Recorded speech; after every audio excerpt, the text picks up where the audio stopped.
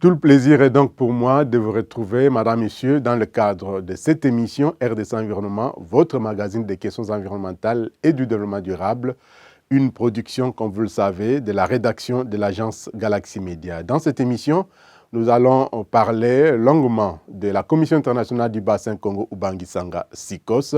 D'abord, avec la remise et reprise à la tête du secrétariat général, avec le secrétaire général sortant, Madame Eno Né Judith Efundem Agbor et Madame le secrétaire général entrant, Marie-Thérèse Itongo, c'était le 12 janvier dernier. Et puis, nous allons faire un pas en arrière avec les activités réalisées en 2022 par la SICOS, dont l'installation de la radiocommunication sur les unités flottantes avec, bien sûr, le projet PARFSED.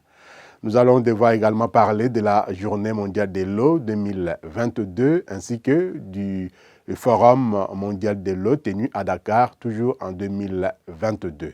Nous allons devoir terminer bien sûr l'émission avec la revue des activités réalisées en 2022 avec le groupe de travail Climat-RED Rénové GTCR dans une interview que le coordonnateur national Guy Kajemba va devoir nous proposer à la fin de cette émission. Madame, Monsieur, une fois de plus, bienvenue donc au magazine RDC Environnement. Les détails, c'est tout de suite après ceci. Agence Galaxy Media, la passion de développer la RDC.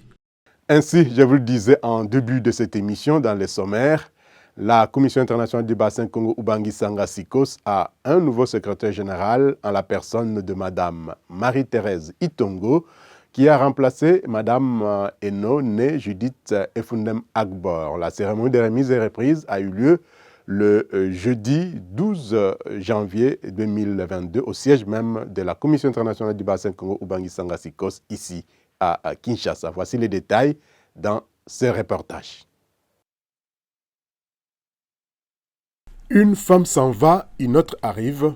C'est le leadership féminin qui se pérennise à la tête de la Commission internationale du bassin Congo-Ubangi-Sanga SICOS, cette institution sous-régionale spécialisée dans la gestion intégrée des ressources en eau du bassin du Congo. La Camerounaise Judith Eno Né Efundem Agbor, secrétaire général sortant, a cédé sa place à la Gabonaise Marie-Thérèse Itongo, nouveau secrétaire général de la SICOS, système rotatif oblige conformément aux dispositions statutaires de l'institution. En présence du ministre de l'Énergie et de l'Hydraulique du Congo-Brazzaville et président du comité des ministres de la SICOS, Émile Wosso, des ambassadeurs, partenaires techniques et financiers, du secrétaire général à l'environnement et développement durable de la RDC représentant la vice-premier ministre et ministre de l'Environnement et développement durable, des cadres et agents du secrétariat général de la SICOS, la secrétaire générale sortante a passé les témoins à la nouvelle patronne de la SICOS, qui a d'abord présenté ce vœu au personnel du secrétariat général avant de rappeler les missions de la SICOS. Ayant pour principaux mandats la promotion de la navigation intérieure et la gestion intégrée des ressources en eau du bassin du Congo, la SICOS compte à ce jour 6 États membres qui sont la République d'Angola, la République du Cameroun, la République centrafricaine, la République du Congo, la République démocratique du Congo et la République gabonaise.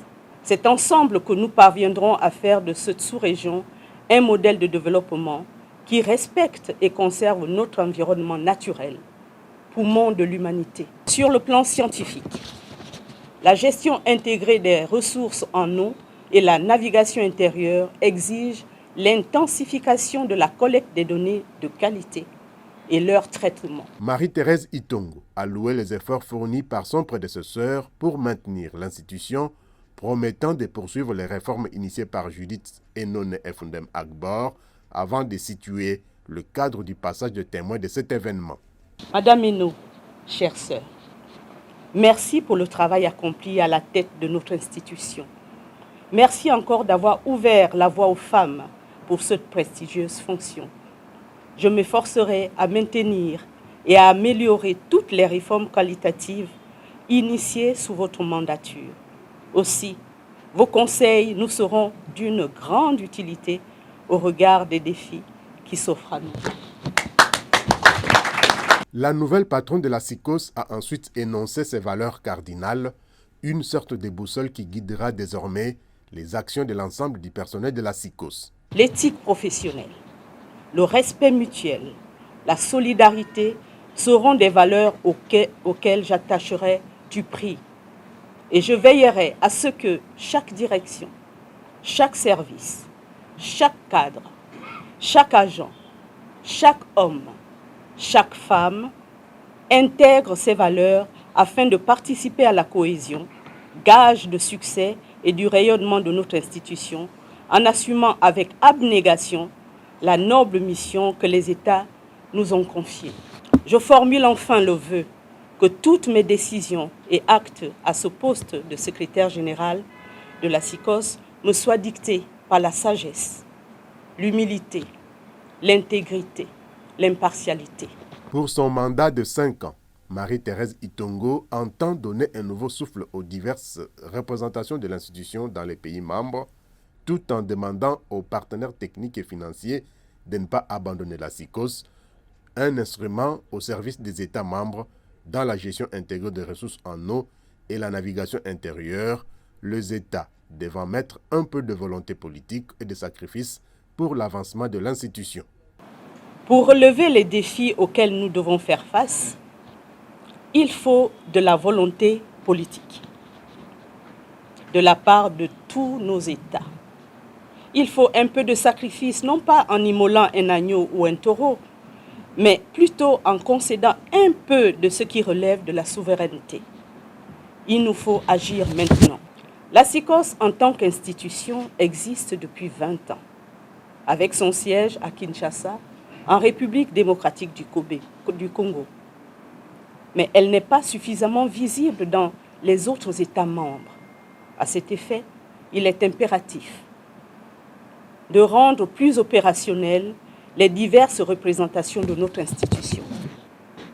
Par ailleurs, en ce qui concerne la navigation intérieure, il faut procéder d'une part à la mise en œuvre de la réglementation régissant la navigation fluviale dans la zone SICOS afin de fluidifier le trafic et réduire les accidents dans le bassin du Congo. D'autre part, intensifier les partenariats en vue de l'augmentation des ressources financières, humaines, matérielles, etc. Le président du comité des ministres de la SICOS a remis des bouquets de fleurs aux 2 secrétaires généraux entrant et sortant. Au nom de l'ensemble du personnel du secrétariat général de la SICOS, le directeur des ressources en eau a remercié le secrétaire général sortant tout en souhaitant la bienvenue à son successeur.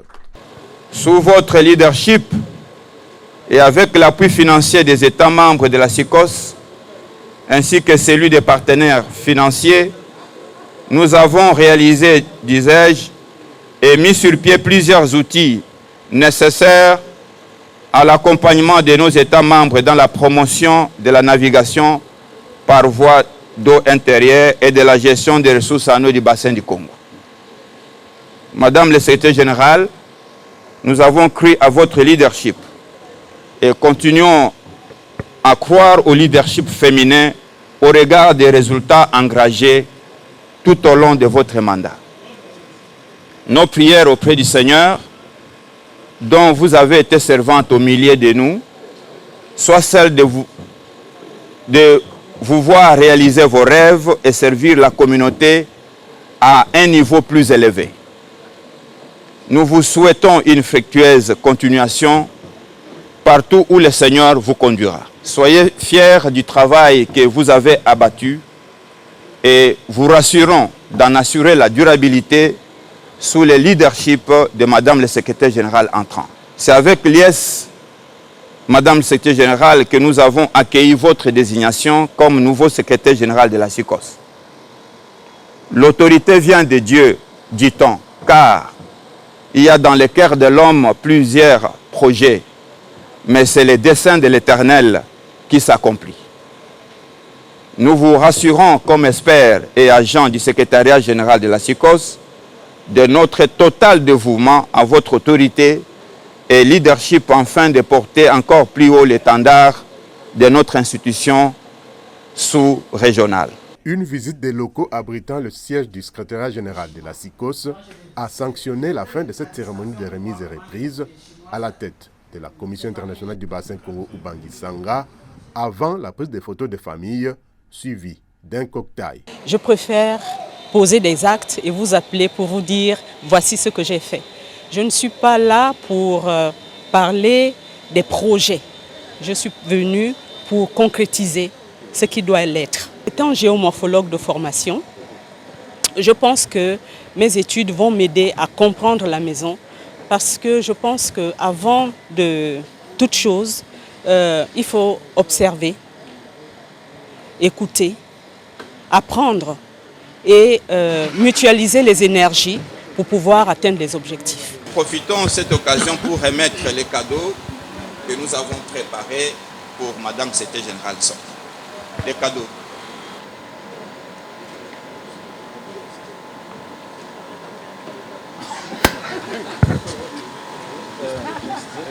Madame Secrétaire Générale, un petit cadeau préparé que vous allez garder comme souvenir. Merci beaucoup. Je pense que je ne pouvais pas dire quelque chose qui dépasse le remerciement. Merci beaucoup pour tout. Merci à cette équipe formidable. Merci beaucoup. Merci. Madame la Secrétaire Générale, rassurez-vous, vous avez une équipe qui vous attend. Très compétente, très dévouée. Merci beaucoup. Merci. Voilà, c'était donc là la cérémonie de remise et reprise entre le secrétaire général de la SICOS sortant, Madame Enone Judith Efundem Agbor, et le secrétaire général entrant, Madame Marie-Thérèse Itongo. C'était donc le jeudi 12 février 2023, ici au siège de la Commission internationale du bassin Congo-Ubangi Sanga SICOS. Toujours par rapport aux activités de la SICOS, nous allons devoir jeter un regard rétrospectif sur ce qu'a réalisé la SICOS comme activité parmi tant d'autres bien sûr en 2022. Il y a entre autres cette installation de la radiocommunication sur les unités flottantes sur le fleuve Congo bien sûr, dans les eaux intérieures du bassin du Congo, parce que vous le savez, comme vous le savez d'ailleurs, la Commission internationale du bassin Congo-Ubangi Sanga SICOS est chargée, entre autres, de la gestion intégrée des ressources en eau dans les bassins du Congo, ainsi que de la navigation intérieure. C'est dans ce cadre que la SICOS, à travers le projet PARFSED, c'est le projet d'appui à la réglementation, à la sécurisation, à la facilitation de la navigation dans la zone SICOS, au niveau du bassin du Congo bien sûr, que ce projet a donc installé la radiocommunication sur les unités flottantes. Voici les détails dans ces reportages, un comeback que nous réalisons avec Didi Mavambu. MS Gungu, nous sommes au port de la SCTP ex-Onatra à Kinshasa. Cette unité fluviale s'apprête à recevoir pour sa toute première fois un nouvel instrument. Il s'agit du système commun de radiocommunication. Ce dispositif va contribuer à l'amélioration de la sécurité pendant la navigation. Pour un bon usage de ce système, une formation sur le terrain est indispensable. Elle est assurée par les experts de la Commission internationale du bassin du Congo Ubangi Sanga SICOS, au grand bonheur des principaux bénéficiaires.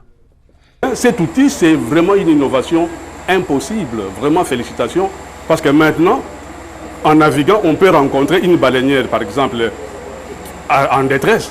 Et vous communiquez aux autorités et aux autres bateaux autour que, attention, à tel endroit, il y a un bateau qui est en dérive ou qui connaît tel problème.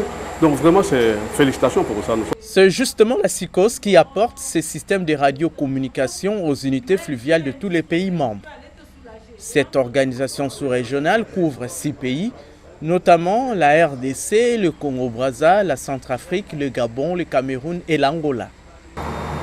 Dans la promotion de la navigation, les États nous ont demandé de trouver des mesures pour améliorer, voire réduire, sinon éliminer, le nombre d'accidents sur les voies de communication internes de la SICOS. Donc parmi les éléments trouvés pour améliorer cette sécurité de la navigation, la SICOS a pensé qu'il était important de mettre en place un système commun de radiocommunication. Financé par l'Union européenne, L'installation du système de radiocommunication dans les unités fluviales naviguant sur le cours d'eau du bassin du Congo Ubangi-Sanga s'inscrit dans le cadre du projet d'appui à la réglementation, la facilitation, la sécurisation et la durabilité du transport fluvial dans l'espace SICOS. Donc l'objectif de ce projet est d'améliorer la sécurité de la navigation et la fluidité du trafic sur les voies d'intérêt des États membres de la SICOS. Ce projet a 5 composantes, parmi lesquelles il y a la poursuite de l'observatoire des barrières non physiques et l'amélioration de la sécurité de la navigation sur les voies d'intérêt des États membres de la SICOS. Donc déjà, l'installation des équipements des systèmes communs de radiocommunication va apporter beaucoup d'éléments de réponse aux problèmes déjà d'accidents, incidents que connaissent les voies d'eau intérieures. Ça va également améliorer l'offre de transport et ça va réduire certains obstacles à la navigation fluviale. Que je disais tantôt, les accidents, incidents de la navigation par voie d'eau intérieure. Définir et faire appliquer des mesures pour réduire les accidents est parmi les missions principales de la SICOS en matière de navigation intérieure. Et le système commun de radiocommunication est justement installé pour cette fin. L'un des mandats de la SICOS, c'est la promotion de la navigation par voie d'eau intérieure. Et on peut bien promouvoir la navigation s'il y a un système de sécurité, n'est-ce pas, qui est mis en place. Donc, c'est à ça que sert ce système commun de radiocommunication.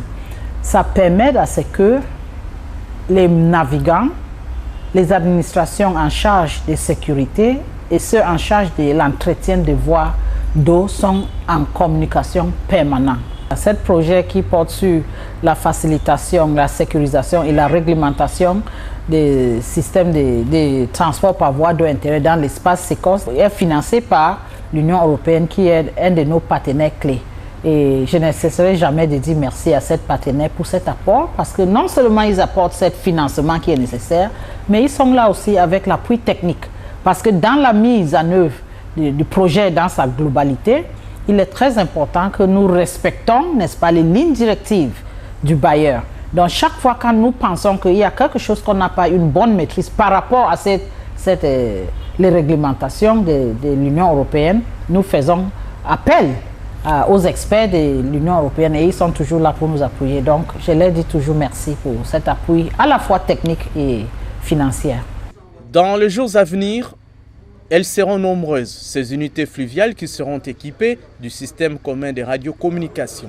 Cela devra assurer une navigation intérieure bien sécurisée et apte à transmettre en temps réel les alertes de détresse en vue de secourir les bateaux accidentés dans l'espace SICOS, quelle que soit la nationalité du navire. L'idéal étant non seulement de protéger les échanges commerciaux, mais aussi et surtout de sauver des vies humaines en évitant des accidents de navigation. La Commission internationale du bassin Congo-Ubangi-Sanga est chargée de la gestion intégrée des ressources en eau dans les bassins du Congo, mais aussi de la navigation intérieure. Et donc, d'autres activités ont été organisées en 2022 par cette institution. Et parmi ces activités, comme nous l'avions dit, l'installation de la radiocommunication sur les unités flottantes dans le cadre du projet PARCED, mais la SICOS a également organisé la Journée mondiale de l'eau, comme elle est chargée de la gestion intégrée des ressources en eau, et elle a participé même à d'autres activités dans le cadre, bien sûr, de la Journée mondiale de l'eau, mais surtout en marge du Forum mondial de l'eau tenu à Dakar en mars 2022. Voici la cérémonie de clôture de ce forum de haut niveau tenu à Dakar. C'était du 21 au 26 mars 2022. Regardez. Fin du 9e Forum mondial de l'eau au Sénégal. L'événement qui a lieu tous les 3 ans s'est tenu cette semaine à Diamniadio, près de Dakar. Au terme de la rencontre ce vendredi, un appel à la communauté internationale a été lancé pour garantir le droit à l'eau pour tous. Soyez-en convaincus, rien de ce qui a été fait et dit à Diamniadio ne sera vain, encore moins rangé aux oubliettes. Avec abnégation, nous porterons ensemble les résultats du forum au cœur de l'agenda mondial de l'eau, notamment à la conférence onusienne de 2023 sur l'eau. Au nom du chef de l'État, le président Macky Sall. Lors de la cérémonie de clôture, le ministre sénégalais de l'eau a annoncé la création d'un panel international de haut niveau pour l'investissement dans l'eau en Afrique.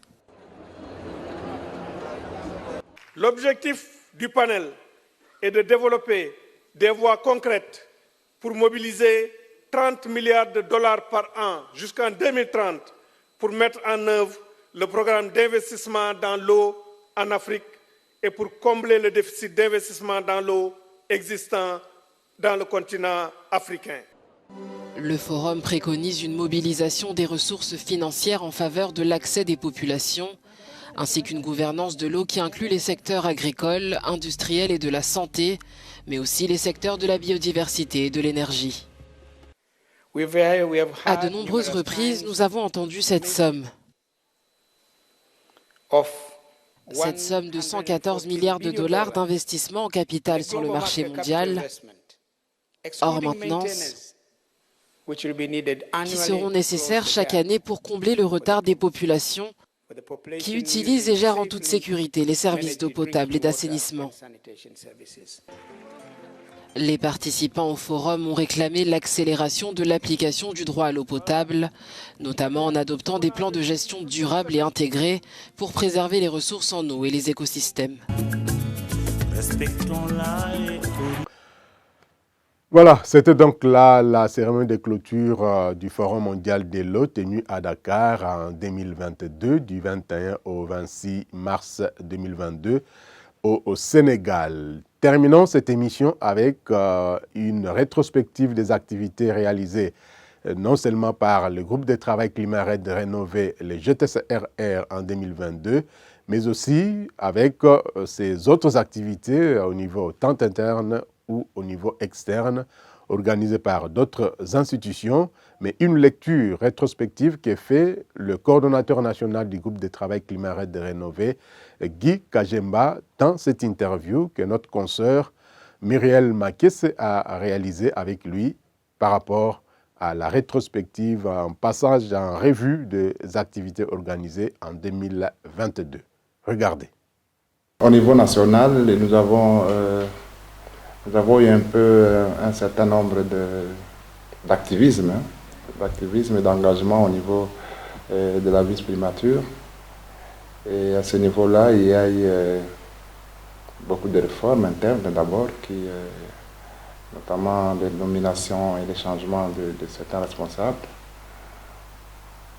Au niveau national, toujours, nous avions essentiellement eu la pré-COP qui s'est passée en Gambie. C'est la première fois qu'au niveau de la RDC, qui est une activité aussi phare que celle-là, la réunion qui était une réunion de scientifiques et qui a pu donner certaines recommandations où l'idée c'est de répéter cette activité-là. Ce qui a été aussi phare pour cette année ici, évidemment, il n'y a pas seulement d'activités, il y a aussi des incidents sur l'environnement, notamment les inondations et beaucoup de morts. Ça n'arrive pas tous les jours. Ce qu'on constate, cette année, il y a eu vraiment l'élévation des niveaux des eaux de manière un peu anormale. Et tout ce qu'il y a autour avec, comme je disais, les inondations, et nous avons enregistré des morts malheureusement dans tout ce travail-là. Cette année aussi, au niveau international, nous avions eu donc la pré-COP qui était internationale aussi, même si c'était organisée par la RDC. Nous avons eu la COP 27 aussi, qui a été à Sharm el-Sheikh en Égypte. Et nous avons aussi la conférence sur la biodiversité, qui a été organisée à Montréal. Voilà un peu ce que moi je peux retracer comme événement phare. Évidemment aussi, entre-temps, il y avait entre tout ça des discussions difficiles sur le plaidoyer par rapport à toutes les questions sur la révision des titres illégaux, la question sur oui ou non on lève le moratoire. Il y a des controverses à ce niveau-là durant cette année, il y a un débat autour de cette question-là. Évidemment aussi, ce que nous pouvons garder en mémoire, c'est qu'il y a les lancements et les appels d'offres. Il y a un débat important aussi cette année sur les questions d'appel d'offres sur le bloc pétrolier. Ça fait couler beaucoup d'encre. Et après, il y a eu aussi le lancement des appels à projets au niveau de Fonaré de CAFI. Et nous avons eu donc beaucoup d'organisations soumissionnées et que nous suivons ça de très près. Bon, entre-temps, il y a toujours la continuité des activités qui avaient commencé, notamment dans les PIRED, dans les programmes intégrés. Et là aussi, il y a eu des discussions chaudes par moment avec certaines agences qui n'arrivaient pas à atteindre les résultats. Donc c'était un peu ça brièvement comme enjeux sur lesquels on a, des chantiers sur lesquels on a essayé un peu les événements phares dans lesquels on a essayé un peu de concentrer nos efforts et de focaliser nos énergies. Ok, merci M. Kajuna. À vous entendre parler, vous avez parlé des réformes. Ces réformes-là, je ne sais pas si c'est une réforme, il y a eu beaucoup de réformes. Il y a eu un impact positif sur ça et c'était à quel niveau précisément ces réformes-là? Bon, l'impact, c'est que déjà, quand on parle de réformes, on voit un peu d'abord au niveau national et puis les réformes, on parle des réformes aussi au niveau interne, au niveau de l'administration de maîtres. Alors, donc l'impact sur ces réformes-là, c'est que cette année ici, nous sommes très fiers d'avoir aujourd'hui la loi sur les peuples autochtones qu'on n'avait pas. Donc c'est ce qui permet un peu de mettre les autochtones à l'abri de certaines violations, ce qui les protège, ce qui protège leurs intérêts, leurs fonciers. Les réformes, c'est aussi l'ensemble des outils, notamment les lois et les politiques. Si on peut parler de ça, on peut parler de la loi sur la loi foncière, la loi sur l'aménagement de territoire, la politique agricole, la loi de la politique agricole. Tous ces éléments-là, ce sont des outils. Donc c'est positif parce qu'au moins ça plante les décors pour permettre à ce que nous ayons une gestion plus responsable de nos forêts. Alors c'est ça un peu ce que moi je peux appeler ce qui est positif. Oui, d'abord moi j'ai toujours dit que il y a deux aspects. Il y a l'aspect fatalité, l'aspect qu'on ne peut pas changer, c'est le changement climatique, c'est sur ça que nous travaillons beaucoup plus. C'est que partout au monde il y a des inondations. Les eaux s'élèvent même à Washington, en Afrique du Sud et partout. Maintenant je viens de voir en Californie. Ça, c'est inévitable parce que nous travaillons évidemment pour éviter, pour voir si on peut réduire la pression ou la vitesse du changement climatique, en essayant un peu de faire des efforts ensemble au niveau international pour que nous puissions maintenir la température à 1,5.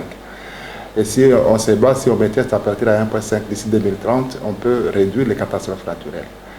Ça, c'est une part, c'est inévitable, c'est historique et c'est déjà prédit et tout le monde sait de quelque chose. Et là, nous y travaillons beaucoup parce que nous avons une responsabilité en tant que République, parce que nous avons des forêts, le deuxième forêt, massif forestier du Congo, qui séquestre du carbone. Et ce carbone-là est important pour essayer un peu de limiter les émissions à gaz à effet de serre et compenser un peu, faire l'équilibre entre les énergies fossiles et les énergies et ce que nous détenons comme carbone séquestré.